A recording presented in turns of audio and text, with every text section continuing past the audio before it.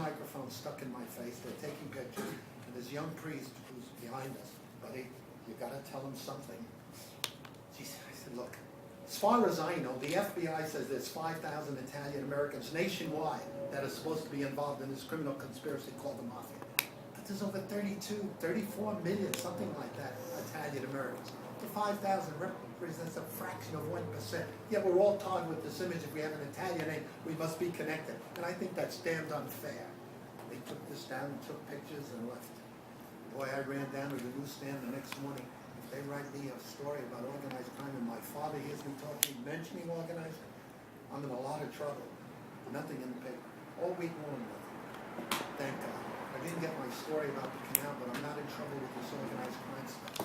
The next thing that happens is a rumor goes through the neighborhood like crazy that Roseanne's father is in trouble. They're talking about a possible indictment. Wow. Anthony grew up in the neighborhood. We all know he was not connected to organized crime.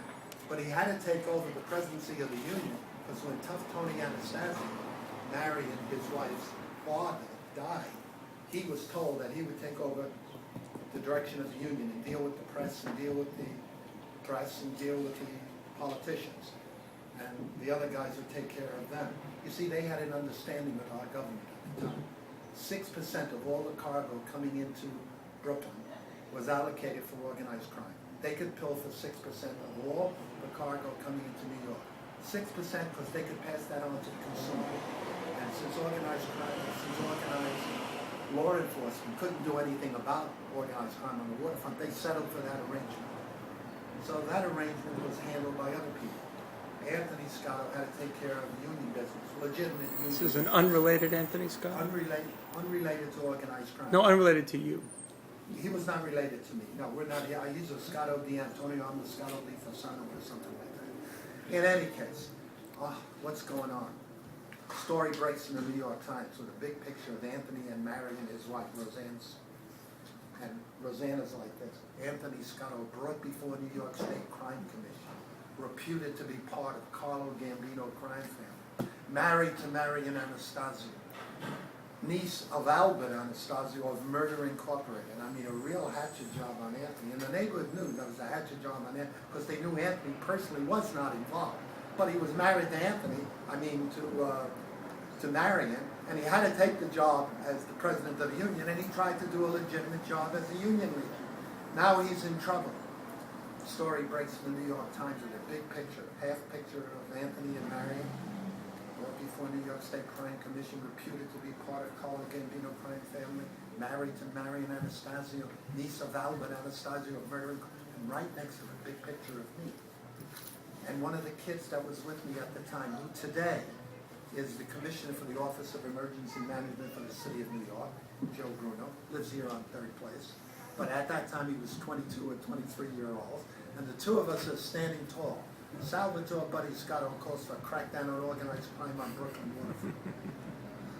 Well, I didn't read the New York Times. I come down to my place of business. I open the door.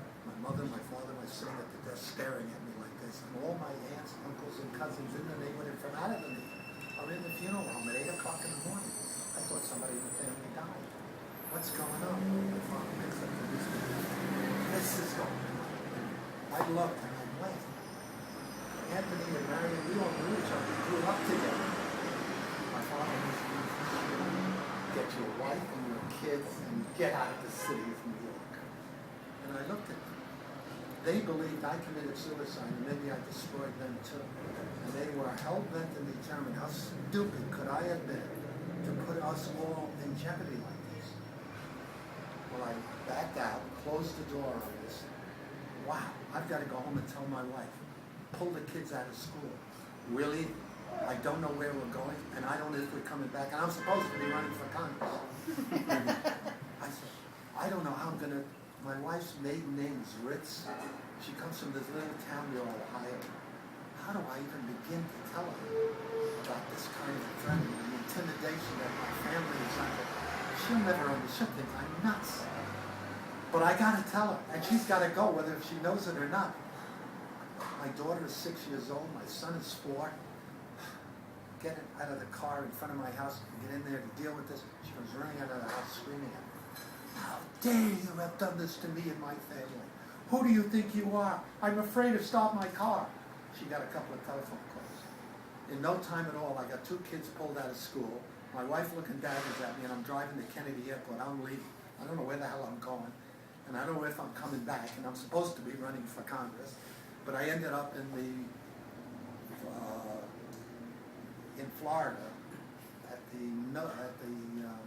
The motel, right? the motel in Florida, in Hollywood Beach, Florida, Hollywood Beach Motel.